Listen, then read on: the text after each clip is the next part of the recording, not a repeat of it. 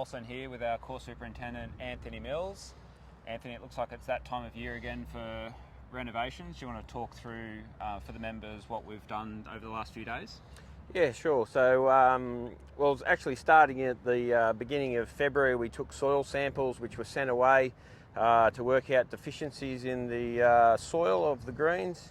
We got our results back late February and we placed an order for the amendments, which will go out next week. And then on Sunday afternoon, we started 1 o'clock and scarified the greens lightly with the triplex mower, removed all the debris off the greens, procored with a 5/8 hollow tine. It takes quite a large number of hours to pick up all the cores off the greens. Once the cores are all picked up, then the holes are all washed out, because as the Procore goes across the surface, it can seal off the holes, so we have to wash out all the holes, wash out all the sealed off holes. And then top dress the greens. We've put approximately 120 tonnes of sand across all the greens, but then rubbed in with three rub-ins. First one with a metal drag mat. Then we used level lawns, manually pushed around the soil into the spots that were a little bit thin, and then we went over the top late yesterday afternoon with a cocoa fibre mat just to smooth off the surface before play. And so, do you want to explain for all of us why we need to renovate? Yeah, sure. There's a number of reasons. One is the amount of traffic, the amount of wear and tear that the greens get. Obviously the turf is a very fine turf, 3mm height cut. Doesn't take much for them to wear out. A number of rounds of golf. The weather conditions that we had this summer, obviously very humid, very hot, and also rainfall in very quick succession, large amounts of rain very quickly, not soaking rain. So that also seals off the surface of the greens.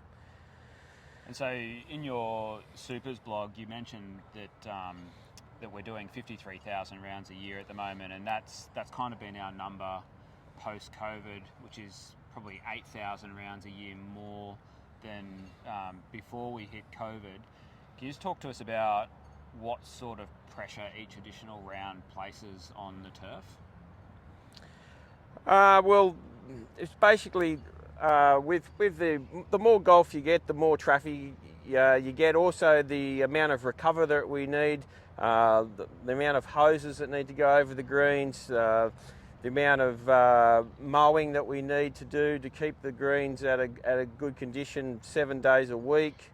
All those just add, especially on pinch points, walking on and off greens, and just compaction over the whole greens. Obviously, the more golf you get, the more renovations, the bigger the practice of renovations you need. Just adds on top of each other. Okay.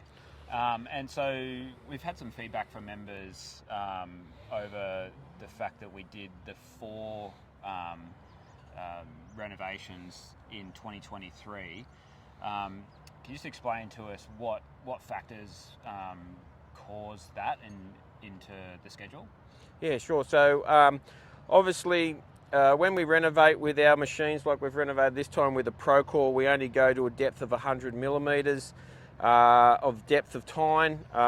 So in August, the last few years, we've got a contractor in to put a verti-drain down 200mm. That stops that 100mm pan forming underneath the surface. That will break that up. So we've introduced that a couple of years ago. I think that's really helped with the drainage of the greens. And then the last 2 renovations at the end of last year, one was a very minor one after the club championships and before the Australian Open. It was just to help infiltration on the surface. We only went to a depth of 30mm and it was only a 6mm tine. And then obviously, as I spoke about, with all the traffic over summer and after the Australian Open, we needed another one just to help freshen up that turf and to get us through to this major renovation, which we really haven't done for 12 months. And so then looking forward for the rest of 2024, the plan will be just to stick with the spring renovation following this renovation?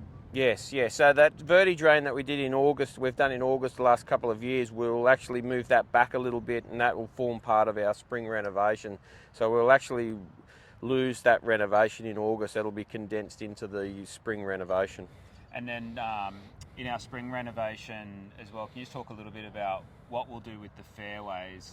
So in 2023 with the Australian Open, we didn't do our normal sort of heavy scarify on the fairways. So what will that look like later this year, do you think? Yeah, so due to the fact of the Australian Open, obviously the large scarifiers didn't go out. This year, at the end of summer, we've started to see a little bit of scalping with all the thatch build up that the Kikuyu does after a summer. So this spring we'll have to do quite a major scarify, and probably some fairways will even need to do a double scarify in 2 different directions so that we can remove that thatch build up and we don't have the scalping next summer. And so looking into your crystal ball, what sort of recovery period do you think we'll be looking at from this renovation now? We still have some quite good weather over the next 10 days, so warmth still in the soil, good daytime temperatures, nice drying weather. So I'd be expecting that the greens will be reasonable after 4 weeks and good after 6 weeks. Well, Anthony, thank you and the team. It's a big job to get such a large renovation done in a very short period of time. I think the team's done really well, so thank you, and I'm sure the members appreciate it. That's all right, thank you.